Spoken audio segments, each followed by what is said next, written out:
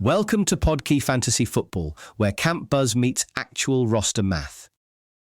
This is the part of the off-season where one practice clip can move a player around and one missed OTA can do the same in the other direction. The hard part isn't hearing the news, it's sorting signal from story. Tucker Kraft saying he feels better than expected after an ACL tear is useful, but it isn't the same thing as being cleared for a normal role in September. The skeptical case is pretty straightforward. Teams are usually conservative, knee recoveries rarely move in a straight line, and Kraft wasn't commanding huge volume before the injury anyway, at 5.9 targets per game across 7 healthy outings. So if the market prices him like the risk is gone, that doesn't hold up. If he slides below ADP, then you're finally being paid for the uncertainty, including the lingering LCL concern. Zach Charbonnet is similar, but with a different timeline problem. A clean ACL tear in January and a possible return by October is on the aggressive end. That doesn't mean impossible. It does mean fantasy managers should separate return to play from return to workload. In a Seahawks committee, the likely path is a gradual ramp, not immediate feature-back usage. And that creates a second-order effect. Even if Charbonnet looks fine by November, the early season touch distribution may already be established around other backs and passing down specialists. At receiver, Makai Lemon and Malik Neighbors are different versions of the same pricing question. Lemon's hamstring issue cost him most of OTAs, which matters more for a rookie than it would for a veteran, because missed reps are also missed chemistry, missed timing, missed trust. In a run-first Eagles setup, paying an 83 overall price for a rookie slot with a soft tissue issue is asking the role to be cleaner than it probably is.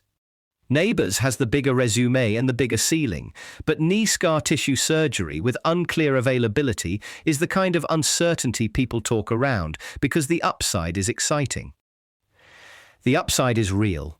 The discount still has to be real too.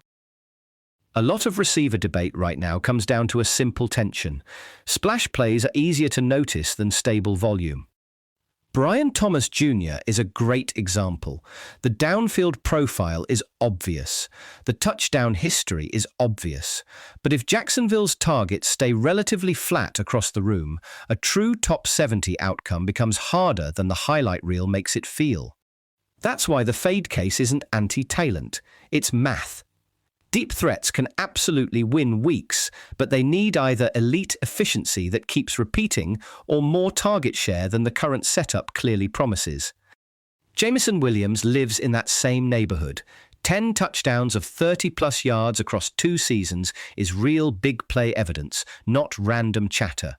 But big plays and stable fantasy volume are different currencies. If the target share still swings with play calling and weekly script, then he's better treated as a boom flex, especially outside formats that reward volume more heavily. Jalen Waddle in Denver is interesting because the scheme argument actually makes football sense.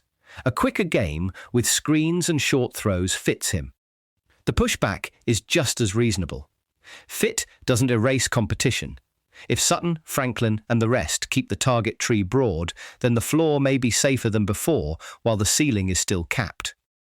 For the Chargers, the Johnston versus McConkey conversation is really a scheme conversation wearing player names.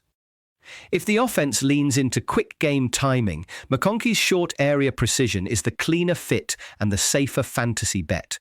Johnston may still deliver spike weeks, but the route to reliable weekly value is narrower.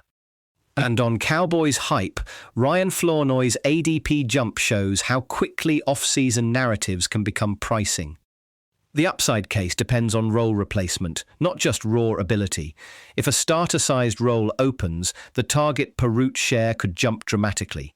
If it doesn't, you're drafting a possibility more than a projection. Backfields keep reminding us that role usually beats talent purity in fantasy. Seattle is a committee until proven otherwise. That's true whether Charbonnet returns quickly or not. Multi-back usage, pass-down specialists, and a delayed recovery curve all point toward capped early ceilings for everyone involved. The Jets and ETN debate is another good test case. Coaches can talk about a 3-back rotation, but the early evidence on rotated usage was thin. That leaves Etienne in an awkward range where he can still matter without becoming trustworthy. If he's handling some short yardage work but not owning goal line touches, the fantasy result is volatility, not a clean breakout. David Montgomery's rise after positive Houston minicamp reports is a reminder that camp optimism often gets translated into workload certainty faster than it should. A bell cow label sounds nice. The counterweight is his profile. If the passing game role stays modest, then better rushing volume raises the floor more than it unlocks league-winning upside. Brock Bowers is one of the few tight-end discussions where the ceiling language may actually be justified. Calling him generational is still a claim that needs context, but the context exists: production history, talent profile, and the possibility of a system willing to feed him like a featured receiver. If he's healthy and the deployment is right, the league-winning case is easy to understand. Harold Fannin is the opposite kind of bet. Lower body injury, missed OTAs, no obvious quarterback tie-in, and more competition in Cleveland make the opportunity cost pretty severe. That doesn't mean no path. It means mid-range alternatives may offer similar upside with fewer assumptions stacked on top of each other. Minicamp movement is real because health and first-team usage are real, but the market still tends to overreact to incomplete information. A 5 to 10 spot ranking swing can be justified when it reflects role access or a real injury. It gets shakier when we're mostly converting vibes into certainty. That matters in dynasty too. The under-26 method here is useful because it asks the right question. What does sustained 5-year value actually depend on? Talent matters, but so do age, role stability, and whether a player is likely to keep a starting job. That's why hot names without durable opportunity shouldn't automatically make the list. Quarterback analysis exposes the same fantasy versus reality gap.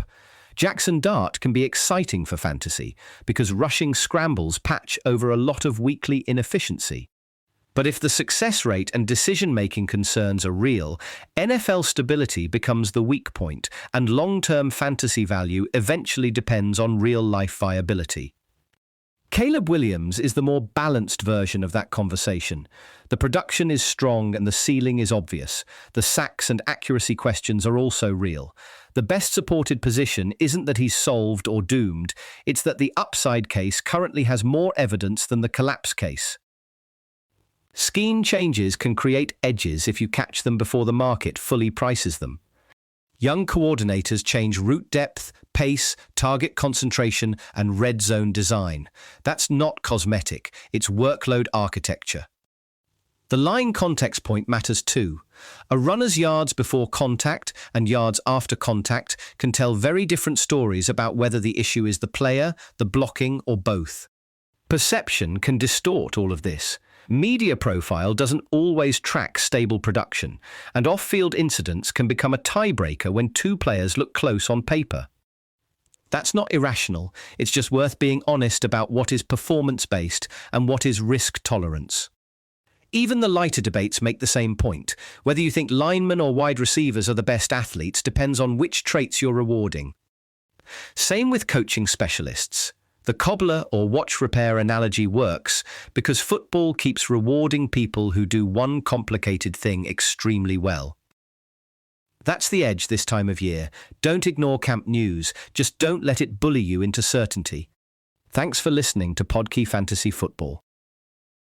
This episode was generated by Podkey. Create your own at podkey.fm.